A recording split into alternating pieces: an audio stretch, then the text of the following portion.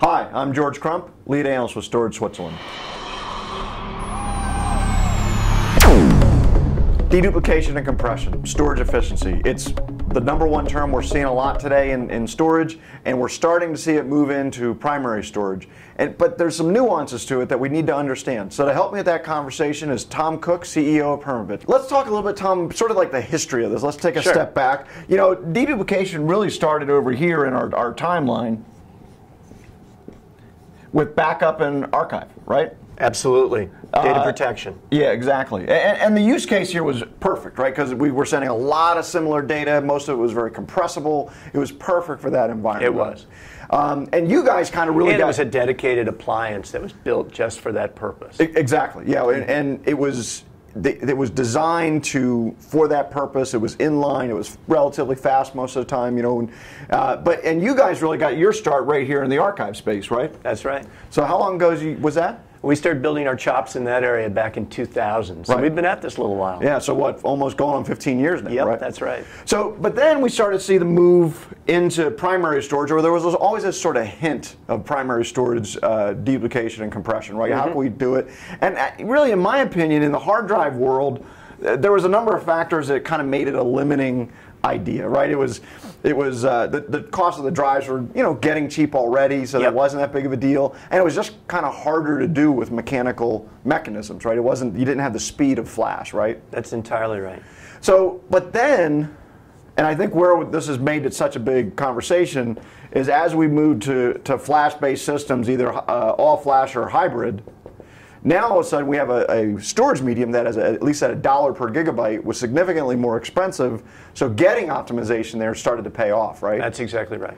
So in this timeline, of course, we also had sort of legacy storage vendors here that were kind of moving along, of course, selling product, right? And we've sort of seen, pardon the pun, but we've sort of seen a flashpoint here where we've seen a bunch of startup activity built really around delivering these type of products. That's right. So we saw this massive inflection point that occurred in the last 18 months as the flash guys got out with their offerings. Exactly. And so they had, I guess, maybe the advantage of designing a system from scratch. They could sort of factor in. Now, we can argue whether or not their deduplication is good, bad, or indifferent, but they had sort of the advantage of starting with a clean slate. These guys sort of had to carry their base along with them, right? And so I think we have this point now where we're starting to see these startups sort of start to bother the legacy guys. You know, I call them kind of ankle biting, right? Now, you guys came along basically in this time frame with Albireo, right? That's right. We'd been working in the data efficiency area, deduplication and compression, since 2000. We thought that data efficiency was going to be the most important attribute of storage going forward and was really going to determine the winners and losers. And we decided to focus in that area. And starting in about 2.5 years ago, we started shipping an SDK and then an application with deduplication. The application has deduplication and compression.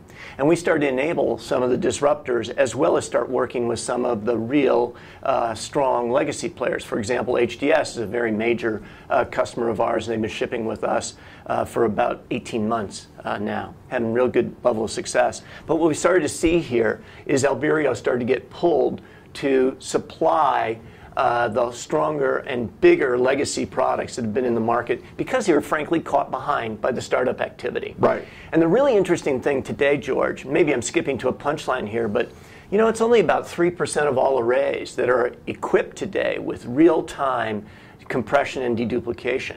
So there's a huge opportunity here to achieve great storage savings throughout the entire storage marketplace. So these guys are pushing that agenda really hard. Yeah, and so what you're saying is if we look at all of primary storage, about that much of it has storage efficiency in it now, correct? Yeah, even less. Yeah, that's exactly right. I don't know if that was exactly a 3, but we'll call it that, right?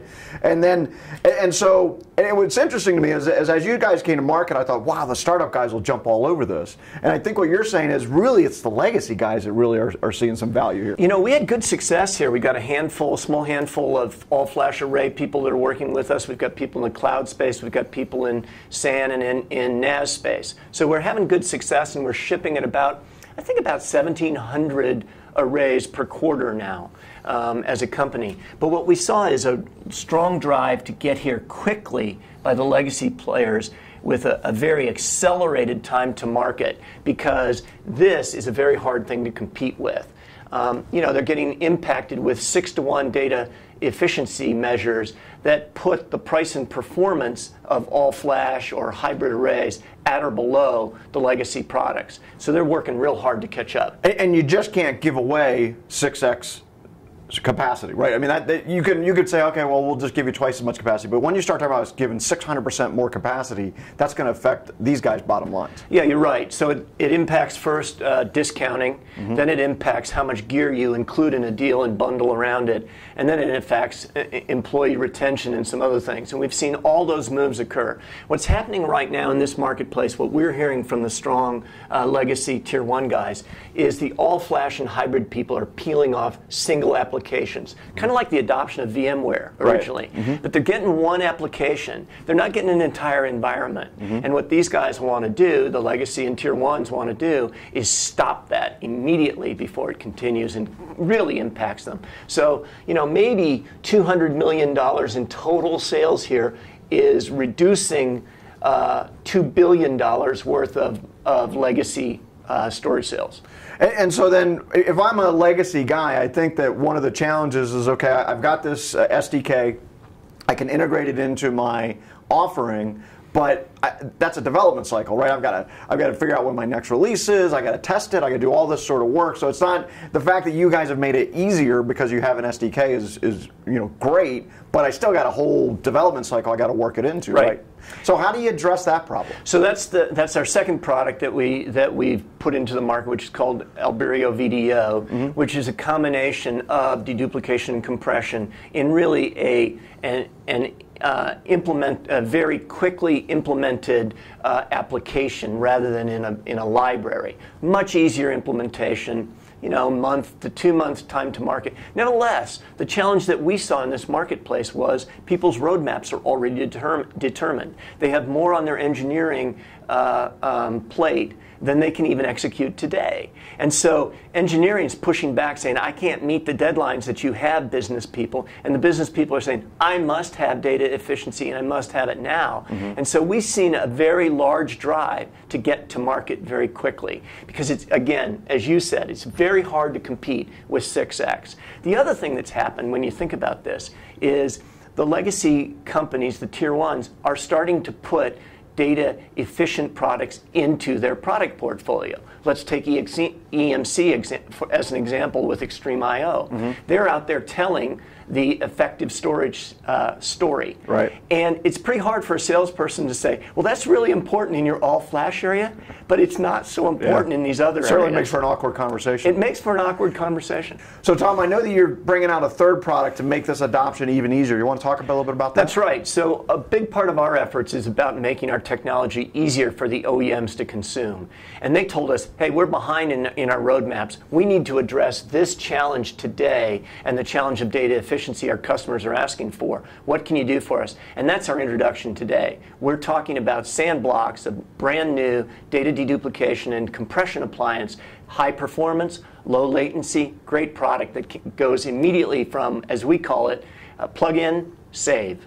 Great, that's a good line. So I know you brought that in so we can take a look at it. Let's go ahead and pull it on camera and see what it looks like. Let's do it.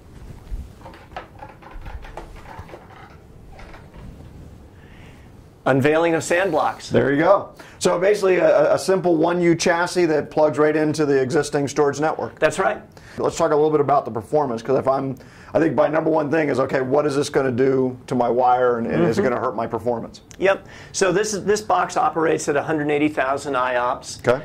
That's 70-30 mix read-write. Okay. And it's very high performing. It will outperform most of the products in the market today. And interestingly, it's scalable. So you combine multiple units and you can scale that up. Okay. Okay. Each unit addresses 256 terabytes of physical storage. So with 6x data deduplication, you're talking about a box that can handle over a petabyte of information. And you guys have always been good at scale. That's another thing that's sort of in your DNA, the scale out architecture, right? So I'm assuming that you got that part pretty well nailed down. Yeah, we love this, and we're leveraging all the technology that our partners already have built in their products. We're staying out of the way of all their data protection. They handle all that. Everything's committed when it's written, and for that, and so from a great extent, it's leveraging what we know and what they know very well. Okay, so Tom, when we put this in, if I understand it correctly, I basically just put it logically within my network between the storage switch and my storage, right?